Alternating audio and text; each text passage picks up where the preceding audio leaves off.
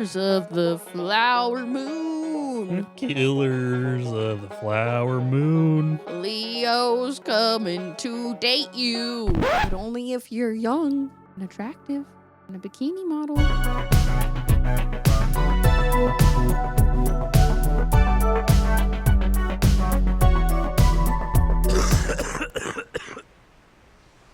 Storm, it's powerful. So we need to be quiet for a while.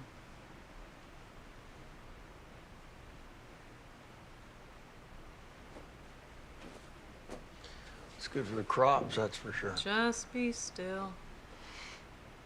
Killers of the Flower Moon is finally here. Martin Scorsese's huge, giant movie. Throwing genres together like a stoner in the middle of the night trying to find ingredients for the perfect snack. You know, we got a little bit of this, a little bit of that. He also draws in so many elements from his other movies, following just these irrehensible characters through this long story that is...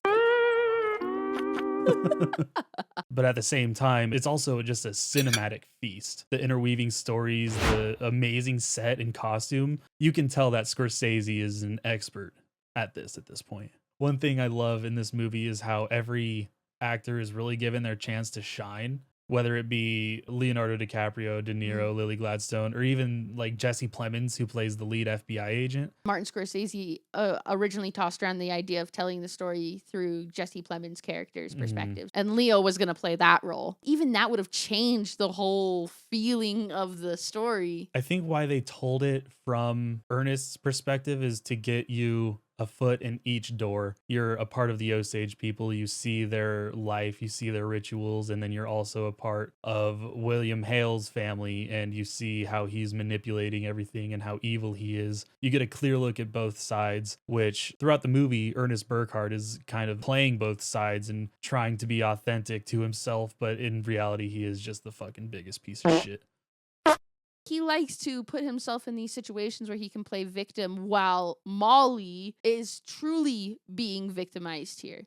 All Molly knew was pain and suffering, and she is one of the most tragic characters I've ever seen, let alone in a Scorsese movie. You can watch Robert De Niro and Leo DiCaprio do their thing all over Hollywood, but Lily Gladstone is the main reason to watch this movie. She has the intricacies, the subtleties down of this character. You could tell that this story meant a lot to her. I hope that we get to see her in more stuff because she was fantastic, dude. Well, she is one of the top contenders for an Oscar this year for Best Actress. If it doesn't go to her, well, it's, slap me fucking silly.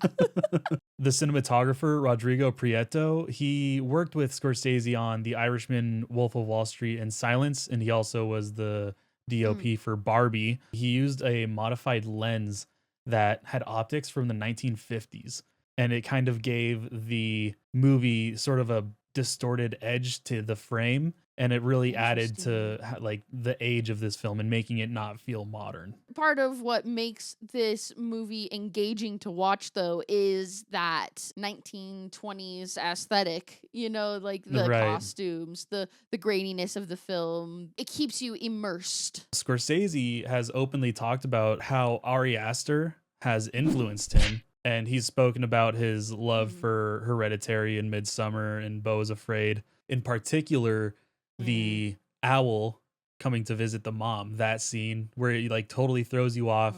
You're kind of in another world, and then she gets up and leaves, and it's kind of a beautiful but very tragic scene. I really felt Midsummer and Hereditary through that. I kind of see that too, and like in the wedding scene, or even at the scene in the end where all the Osage people are in their like really bright colors, and like the way that that's captured against like the green hills was very Midsummer looking. There was multiple times where I definitely felt emotional for the characters on screen, and at the very end when Martin Scorsese speaks into the microphone about everyone involved in that story, I just felt every bit of love go into this movie. Martin Scorsese gives us another one, a huge fucking movie to sink our teeth into.